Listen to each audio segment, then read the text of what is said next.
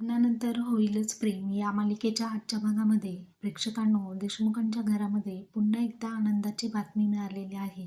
ते म्हणजे घरातल्या सर्वांच्या साक्षीने जीवा, नंदिनी, पार्थ आणि काव्या यांचं पुन्हा लग्न होणार आहे. ही बातमी ऐकताच पार्थ आणि काव्या एकमेकांना मिठी मारण्यासाठी खूप आतुर झालेले असतात. रूममध्ये जातात आणि तिथे काव्या पार्थला कडकडून मिठी मारते आणि पार्थला काव्या म्हणते की आपलं लग्न पुन्हा होणार.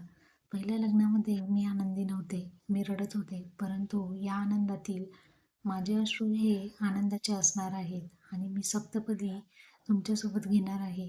हे ऐकल्यानंतर पार्थ सुद्धा म्हणतो की आपल्या लग्नामध्ये मी तुम्हाला घोड्यावरून आणायला येईल, याल ना तुम्ही? तेव्हा काव्या म्हणते हो. तर अशा पद्धतीने आपण लग्न कसं पद्धतीने करणार आहोत याचं सर्व काही प्लॅनिंग हे दोघंही करत असतात. आणि इतक्यात तिथे यांना डिस्टर्ब करायला माने